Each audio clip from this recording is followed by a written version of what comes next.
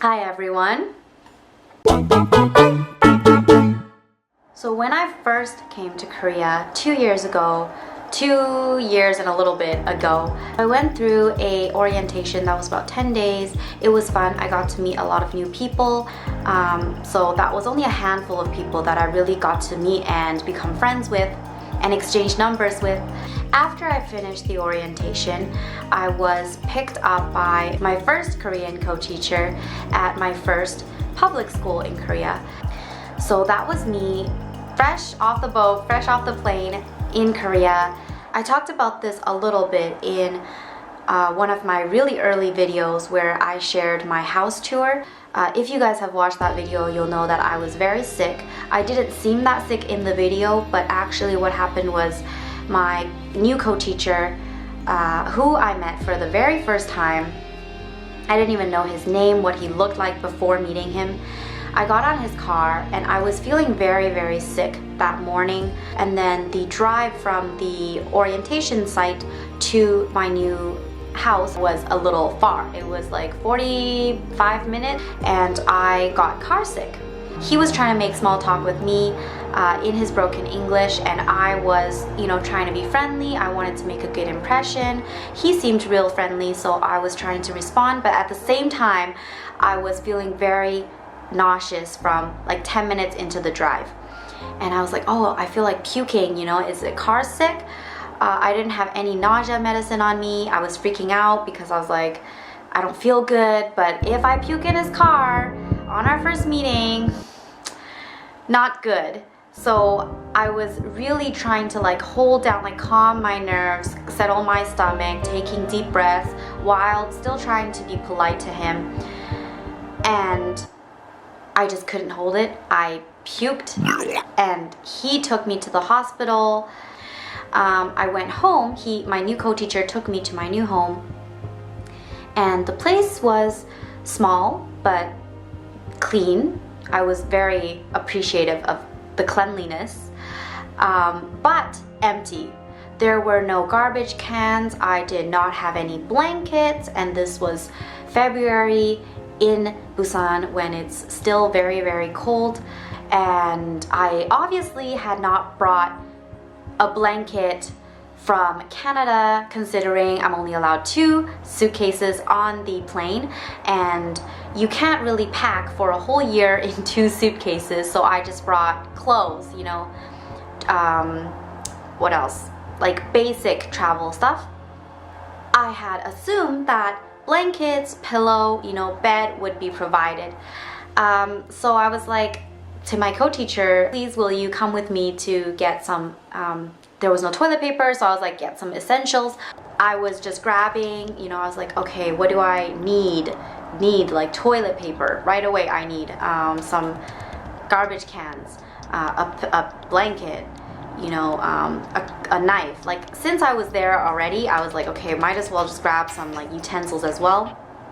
And all I wanted to do was just to go home, sleep. It was already nighttime. So if you are applying for EPIC, you should be warned that technically in the new contract, I believe, or maybe it's only for Seoul, but in my new contract, it says explicitly you may be provided with a bed, a chair, a TV, basic furniture.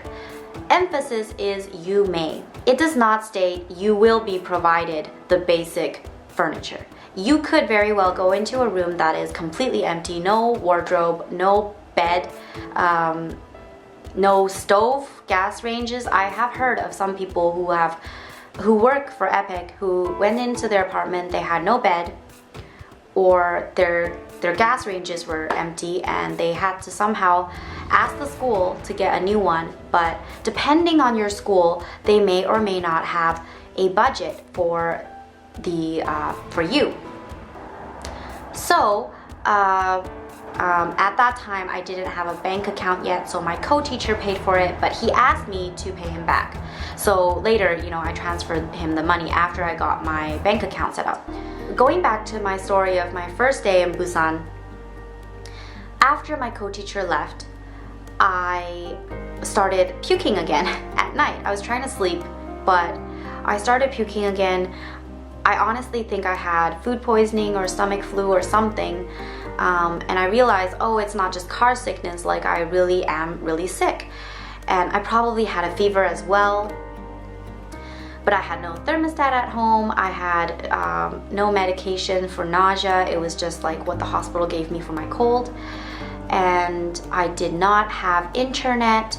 The internet wasn't working in my place when I first arrived in Busan. The internet here in my place in Seoul currently did not have internet when I first moved in. So most likely you may run into that problem if you're coming to Seoul or Korea to work. Anyway, so I had no internet. I did not yet get my bank account set up. It was my very first day in Korea, and so I had no money. I mean, I did have a credit card, but a lot of Korean places, like local marts, they don't accept American credit cards. And I did not have a cell phone because I didn't, go to a telecom company yet with my co-teacher, who is supposed to and will help you with that if you're going through, EPIC.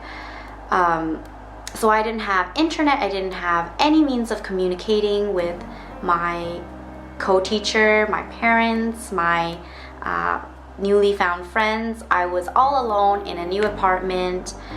The heat was barely running. I was very sick, and I remember puking and crying and just thinking, like, if I pass out here, nobody will know until Monday when I don't show up for work. And I can't call anyone right now. I can't call my co-teachers. He most likely will not come to check up on me. And so literally I had thoughts running in my mind like I could just die here today. That was how sick I felt at the time. Like, realistically knowing, okay, puking won't cause you to die, but when you're sick and you just have you just over exaggerate things in your brain and you just feel more pitiful than you actually are. Okay, if I really do get a high fever, what am I gonna do?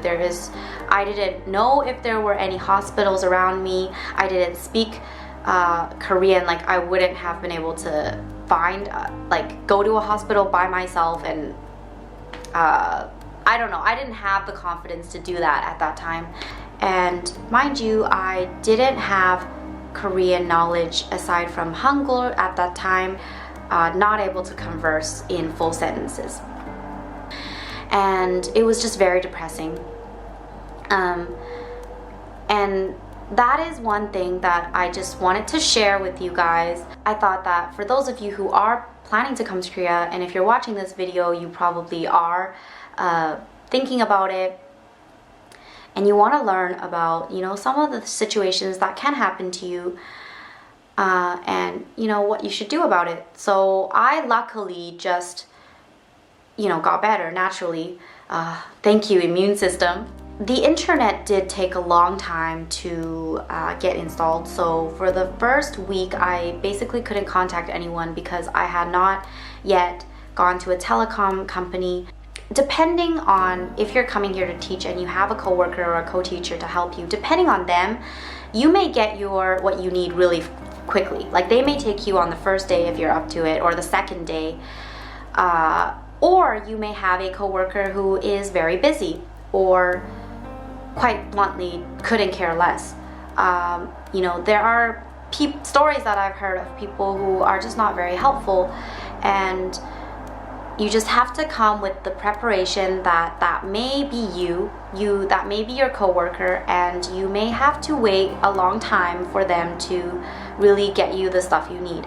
And you have to, I know it may be hard for you, depending on your personality, to really be aggressive and keep insisting on nagging somebody, pushing somebody to do stuff for you. But in Korea, or in any country, if you don't have the stuff you need, you will have to somehow get it. So either that's pushing your coworker if you can't speak any Korean, or go with a translator, electronic dictionary, or a real dictionary if you haven't got your phone set up, and try to do it yourself, because you know, you can only wait so long. I'm sure this goes without saying, but if you really need something, you will find a way to get it.